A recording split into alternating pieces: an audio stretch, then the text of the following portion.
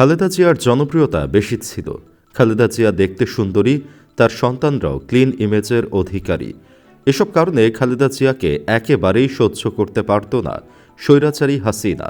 বিনা অপরাধে খালেদা জিয়াকে বছরের পর বছর জেলখানায় আটকে রাখা হয়। এখানেই শেষ নয়, জেলখানাতেই খালেদা জিয়াকে প্রাণে শেষ করে দেওয়ার প্ল্যান করে হাসিনা। গোপনে বিএনপি চেয়ারপারসনের শরীরে ঢুকিয়ে দেওয়া হয় স্লো পয়জন। হাসিনা সরকার খালেদা জিয়াকে প্রথম শর্ত দিয়েছিলেন দুর্নীতির দায় স্বীকার করে ক্ষমা প্রার্থনা করার, অথচ খালেদা জিয়া কোনো দুর্নীতিই করেননি। তাই তিনি প্রথম শর্ত ফিরিয়ে দিয়ে বলেন, প্রয়োজনে বিনা চিকিৎসায় মরে যাব, তবুও এই শর্ত মানব না। অথচ এই খালেদা জিয়াই একসময় হাসিনার পাশে দাঁড়িয়েছিলেন, হাসিনার মুক্তির জন্য রাজপথে নেমেছিলেন, দিয়েছিলেন বিবৃতি। সেই গল্পই থাকছে সাদাকালোর আজকের ভিডিওতে। চলুন মূল ভিডিও শুরু করা যাক। বাংলাদেশের রাজনীতিতে 4 দশকেরও বেশি সময় ধরে প্রতিপক্ষ হিসেবে নিজেদের অবস্থান নিশ্চিত করেছিলেন বিএনপি চেয়ারপারসন খালেদা জিয়া ও বর্তমানে অন্তর্বর্তী সরকার কর্তৃক কার্যক্রম নিষিদ্ধ থাকা ক্ষমতাচ্যুত আওয়ামী লীগ সভানেত্রী শেখ হাসিনা। তবে 2007 সালে সেনা সমর্থিত তত্ত্বাবধায়ক সরকার ক্ষমতায় আসার পর 16 জুলাই শেখ হাসিনাকে চাঁদাবাজির মামলায় গ্রেফতার করা হলে তখন খালেদা জিয়া তার মুক্তির জন্য বিবৃতি দেন। এর 2 মাস পরই সেপ্টেম্বর মাসে খালেদা জিয়াও একটি পাতানো দুর্নীতি মামলায় গ্রেফতার হন। তখন আওয়ামী লীগের ভারপ্রাপ্ত সভাপতি জিল্লুর রহমান সংবাদ মাধ্যমকে আশাবাদ ব্যক্ত করেছিলেন যে খালেদা জিয়া ন্যায় বিচার পাবেন। শেখ হাসিনা ও খালেদা জিয়াকে তখন জাতীয় সংসদ ভবন এলাকার 2টি বিশেষ কারাগারে রাখা হয়েছিল। পরে 2008 সালের 11ই জুন শেখ হাসিনা এবং 11ই সেপ্টেম্বর খালেদা জিয়া মুক্তি পান। একই বছর ডিসেম্বরে সংসদ নির্বাচনে শেখ হাসিনার নেতৃত্বাধীন জোট বিপুল সংখ্যাগরিষ্ঠতা পেয়ে ক্ষমতায় আসে, আর খালেদা জিয়া বিরোধী আসনে বসেন। চলুন দেখে নেওয়া যাক কোন পরিস্থিতিতে বিবৃতি দিয়েছিলেন খালেদা জিয়া। 2007 সালের জানুয়ারিতে সেনা সমর্থিত তত্ত্বাবধায়ক সরকার ক্ষমতায় আসার আগে বিএনপি জামাতের 4 দলীয় জোট সরকারের শেষ দিকে পরবর্তী তত্ত্বাবধায়ক সরকারের প্রধান কে হবেন তা নিয়ে রাজনৈতিক বিরোধ সহিংসতায় রূপ নিলে 2 প্রধান দল আওয়ামী লীগ ও বিএনপির মধ্যে সংস্কার ইস্যুতে মতবিরোধ তীব্র হয়।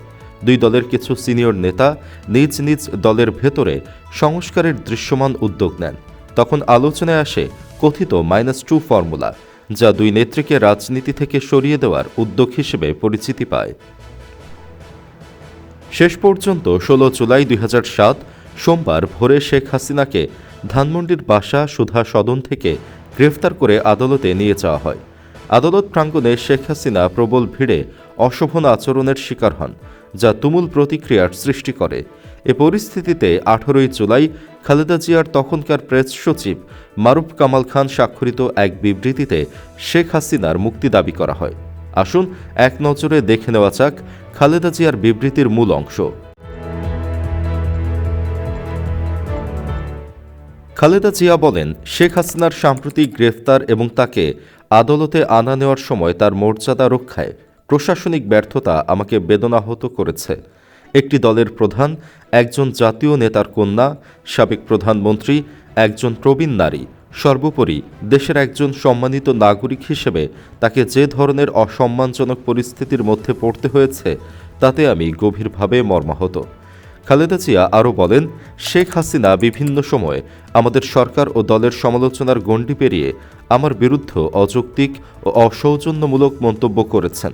তাতে আমি যেমন কষ্ট পেয়েছি, ঠিক একইভাবে দুঃখবোধ করছি তাকে অনাকাঙ্ক্ষিত আচরণের শিকার হতে দেখে। অভিযুক্ত মাত্রই অপরাধী নয়, কাজেই তাদের যথাযথ সম্মান ও মর্যাদা সুরক্ষা সরকার ও প্রশাসনের কর্তব্য। সব অভিযুক্ত যেন সন্দেহাতীতভাবে ন্যায় বিচার পায় এবং মানবাধিকার বজায় থাকে, সেই লক্ষ্যে আত্মপক্ষ সমর্থন ও আইনগত সহায়তা নিশ্চিত করতে হবে। শেখ হাসিনার ক্ষেত্রে আমি এ বিষয়ে নজর রাখার আহ্বান জানাচ্ছি।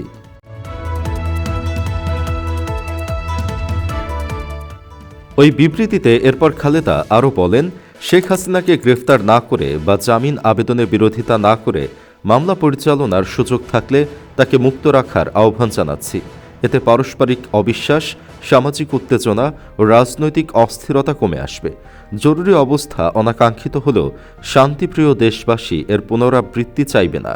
তাই জাতীয় জীবনের এই সন্ধিক্ষণে টেকসই স্থিতিশীলতা ও পরম কাঙ্ক্ষিত গণতন্ত্রের দিকে এগিয়ে যেতে জাতীয় ঐক্য ও সমঝোতা প্রয়োজন। সবাইকে প্রজ্ঞা, দূরদর্শিতা ও সংযম প্রদর্শন করতে হবে। মূলত এতদিন পর্যন্ত খালেদা জিয়ার সাথে তুলনামূলক ভালো সম্পর্ক ছিল হাসিনার, কিন্তু সম্পর্ক ক্রমেই খারাপ হতে থাকে যখন হাসিনা ক্ষমতার জন্য পাগল হয়ে ওঠে এবং বাবা মুজিবের বাকশালের আদলে একনায়কতন্ত্র প্রতিষ্ঠা করতে থাকে। 2014 সালের 5 জানুয়ারি 10ম জাতীয় সংসদ নির্বাচনের আগে দুই দলের সম্পর্ক আরও খারাপ হয়, কারণ হাসিনার পাতানো নির্বাচনের বিরোধী ছিলেন দেশনেত্রী খালেদা জিয়া। 153টি আসনে বিনা প্রতিদ্বন্দ্বিতায় জয় পায় আওয়ামী লীগ ও এর শরিক দলগুলো, ফলে মাত্র 147টি আসনে ভোট গ্রহণ হয়। বিএনপি ও এর নেতৃত্বাধীন জোট নির্বাচন বর্জন করে। এর কিছু বছর পরেই খালেদা জিয়াকে গ্রেফতার করে জেলে পাঠিয়ে দেয় হাসিনা। সুপ্রিয় দর্শক, ব্যক্তি হিসেবে কে বেশি ভালো ছিল, মরহুমা খালেদা জিয়া নাকি পলাতক হাসিনা? কমেন্ট বক্সে জানিয়ে দিন আপনার মতামত। ভিডিও ভালো লাগলে লাইক দিন এবং চ্যানেলটি সাবস্ক্রাইব করুন।